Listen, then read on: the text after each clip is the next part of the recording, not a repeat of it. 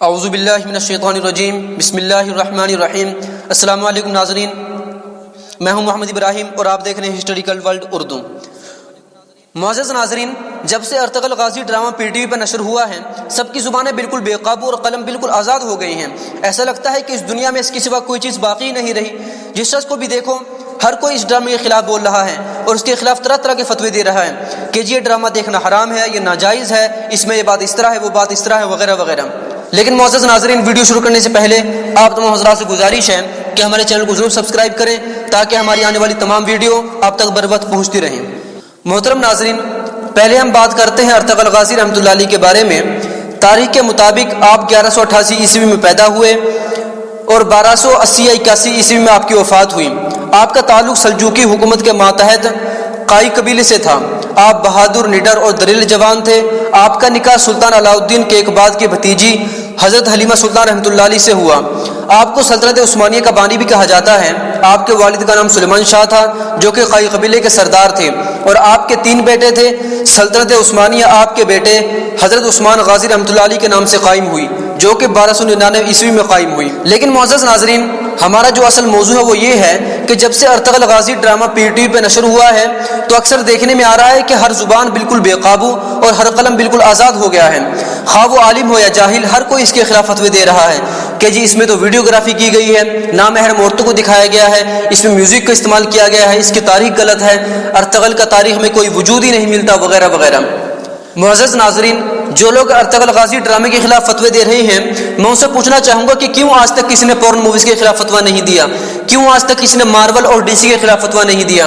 جب جادو اسلام میں حرام ہے تو کیوں کسی نے ہیری پوٹر اور شکتیمان کے خلاف فتویٰ نہیں دیا، جس میں عورتوں کو بالکل آزاد خیال دکھایا گیا ہے اور جادو کو بالکل صریح طور پر دکھایا گیا ہے، بالکل کھلے طور پر دکھایا گیا ہے؟ جب اسلامی تاریخ کو باہوبلی، غدر، تنہاجی، لال کپتار اور نہ جانے کتنی ہی ایسی ہالی ووڈ اور بالی ووڈ موویز کے ذریعے داغدار کیا گیا تو کیوں کسی نے فتویٰ نہیں دیا؟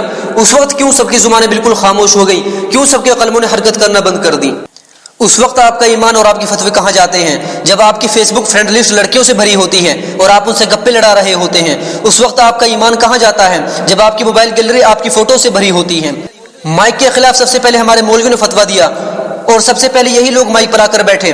ویڈیو کے خلاف ہمارے مولوی نے سب سے پہلے فتویٰ دیا، تو کیوں آج آپ لوگ اپنی تقریر ریکارڈ کرواتے ہیں؟ کیوں یوٹیوب پر آپ کے چینلز ہیں؟ فیس بک پر آپ کی فوٹوز کیوں لگی ہوتی ہیں؟ جب آپ لال قلعہ، تاج محل اور جامع مسجد دیکھنے کے لیے جاتے ہیں تو کیوں ٹوپیاں اتار اتار کر اپنی فوٹوز لیتے ہیں؟ اس وقت آپ کے فتوے کہاں جاتے ہیں؟ میں یہاں سب مولویوں کی بات نہیں کر رہا، میں صرف ان مولویوں کی بات کر رہا ہوں جو 100 روپے کے پیچھے اپنے ایمان کو بیچ دیتے ہیں، 100 روپے کے پیچھے اپنے فتووں کو بیچ دیتے ہیں، اپنے مسئلوں کو بدل لیتے ہیں، 100 روپے کے پیچھے اپنی نماز کو خراب کر دیتے ہیں، شراب کو حلال قرار دے دیتے ہیں۔ آپ لوگوں کو اس وقت کوئی پریشانی کیوں نہیں ہوئی جب ہماری اسلامی تاریخ کو بالکل بھلا دیا گیا، جب ابو بکر الرازی کو بالکل فراموش کر دیا گیا، جب یوسف الکندی کو بالکل بھلا دیا گیا، جب ابو سہل کو کسی نے یاد نہ رکھا، جب ابن اسرافیون، الجزری، ابو زید وغیرہ اور ہمارے بڑے بڑے بزرگوں کے کارناموں کو بالکل بھلا دیا گیا؟ آپ اس وقت کیوں پریشان نہ ہوئے جب حضرت سلطان محمود غزنوی رحمۃ اللہ علیہ، محمد بن قاسم رحمۃ اللہ علیہ، حضرت عالمگیر رحمۃ اللہ علیہ اور ہمارے کتنے ہی بڑے بزرگوں کو ایک ہیرو کے بجائے غلط انسان بنا کر پیش کیا گیا؟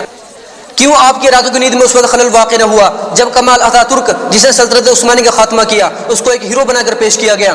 آپ کے قلم نے اس وقت کیوں حرکت نہ کی جب اسپین کے سارے مسجدوں کو چرچ بنا دیا گیا؟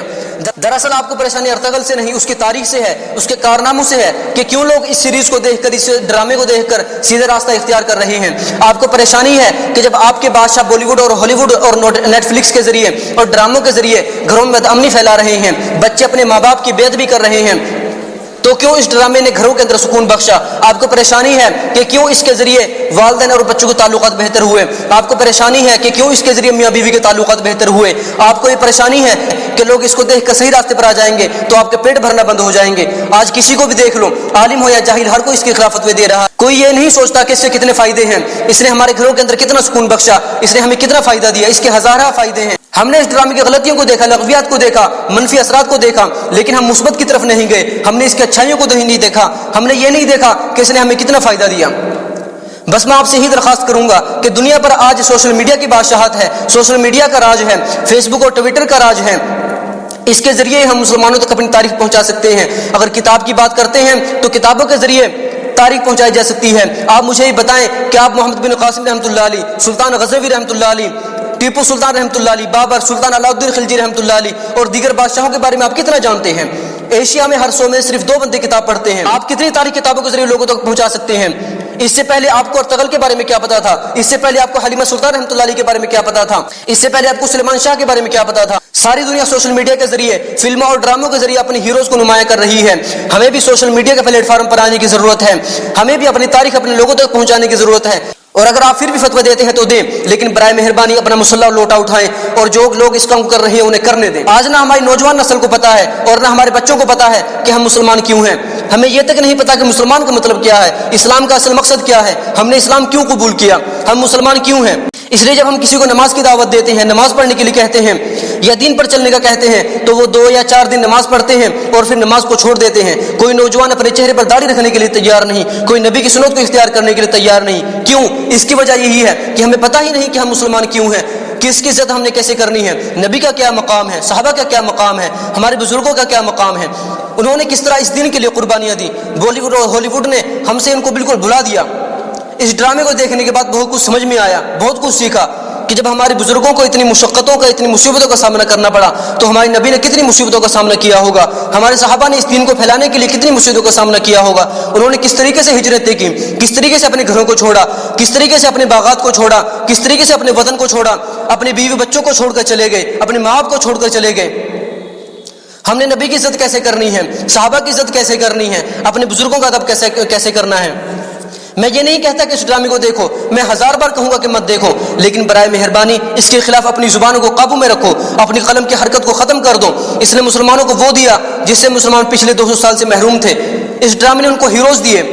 مسلمان بھی اب کہہ سکتے ہیں کہ ہمارے بزرگ ایسے تھے، انہوں نے اس طرح قربانیاں دی اور اس طرح دین اور انصاف کو پھیلایا. بس آخر میں یہی کہنا چاہوں گا کہ اپنی سوچ کو بدلو. یہ 21ویں صدی ہے، یہ حضرت امام شافعی رحمۃ اللہ علیہ کا زمانہ نہیں ہے، یہ حضرت امام ابو حنیفہ رحمۃ اللہ علیہ کا زمانہ نہیں ہے، یہ امام احمد بن حنبل رحمۃ اللہ علیہ کا زمانہ نہیں ہے، یہ کتابوں کا زمانہ نہیں ہے. کوئی بھی اسلام کے متعلق کتاب پڑھنے کے لیے تیار نہیں، مسلمان بھی اسلام کے متعلق کتاب پڑھنے کے لیے تیار نہیں. جب ہماری نوجوان نسل کے سامنے، ہمارے بچوں کے سامنے، ہمارے بزرگوں کے سامنے، ہمارے بڑوں کے سامنے فضائل اعمال پڑھی جاتی ہے اور دوسری کتابیں پڑھی جاتی ہیں، احادیث سنائی جاتی ہے، قرآن سنائی جاتی ہے، تو وہ مجلسوں کو چھوڑ کر چلے جاتے ہیں. کیوں؟ اس کی وجہ یہی ہے کہ ہمیں مسلمان ہونے کا مطلب ہی نہیں پتا. ہمیں یہی نہیں پتا کہ ہم مسلمان کیوں ہیں، ہمارے ماں باپ نے کیوں اس دین قبول کیا، ہمارے بزرگوں نے اس دین کے لیے کیوں قربانیاں دی، ہمارے نبیوں نے کیوں اس دین کے لیے قربانیاں دی، ہمارے صحابہ نے کیوں اس دین کے لیے قربانیاں دی، ہمارے اس دین کے اوپر کیوں اتنی زیادہ کتابیں لکھی گئی. محترم ناظرین، یہ کتابوں کا زمانہ نہیں ہے، کوئی بھی اسلام کے متعلق کتاب پڑھنے کے لیے تیار نہیں. یہ سوشل میڈیا کا زمانہ ہے، ہر قوم اپنے ہیروز کو پردے پر لا رہی ہے. ہمیں بھی اپنے ہیروز کو پردے پر لانے کی ضرورت ہے تاکہ دوسری قوموں کے سامنے ہم اپنا سر فخر سے اونچا کر سکیں، تاکہ ہم انہیں کہہ سکیں کہ ہمارے بزرگ اتنے بہادر تھے کہ چند لوگوں نے مل کر ایک سلطنت قائم کر دی، تاکہ ہم کہہ سکیں کہ ایک 17 سال کے نوجوان نے سندھ کو فتح کر لیا، تاکہ ہم کہہ سکیں کہ چند ہزار لوگوں نے اسپین کو فتح کر لیا، تاکہ ہم کہہ سکیں دنیا کی بہترین چیزیں صرف اور صرف مسلمانوں نے عطا کی ہیں، تاکہ ہم کہہ سکیں لال قلعہ، تاج محل، جامع مسجد مسلمانوں نے ہندوستان کو دیے، تاکہ ہم کہہ سکیں دنیا کی بڑی بڑی اور بہترین یونیورسٹیز مسلمانوں نے عطا کی ہیں. آج ہمیں بھی پردے پر آنے کی ضرورت ہے، ورنہ دوسری قومیں ہم سے آگے نکل جائیں گی، اور وہ نکل بھی چکی ہیں اور ہم ابھی فتووں پر اٹکے ہوئے ہیں. ایک رپورٹ کے مطابق اس ڈرامے کے ذریعے 4 یا 5 لاکھ لوگ اسلام کو قبول کر چکے ہیں. آپ نے کتنے لوگ اسلام قبول کروایا، کتنے غیر مسلموں کو آپ نے دعوت دی. اس لیے علامہ اقبال رحمۃ اللہ علیہ نے کہا تھا، ملا کی نظر نور فراست سے ہے خالی. یہاں کسی کو بھی دیکھو، عالم ہو یا جاہل، مفتی ہو یا غیر مفتی، کوئی بھی ہو، ہر ایک کی نظر نور فراست سے خالی ہو چکی ہے. وہ بالکل جاہل ہو چکا ہے، بالکل اندھا ہو چکا ہے، ہر چیز کی لغویات کو دیکھتا ہے، غلطیوں کو دیکھتا ہے، اس کے مثبت اثرات کو نہیں دیکھتا، اس کی اچھائیوں کو نہیں دیکھتا کہ اس چیز سے ہمیں کتنا فائدہ ہو رہا ہے. بس یہی دیکھتے ہیں کہ اس میں کتنی غلطیاں ہیں، کتنی خامیاں ہیں، اس میں یہ ہے وہ ہے.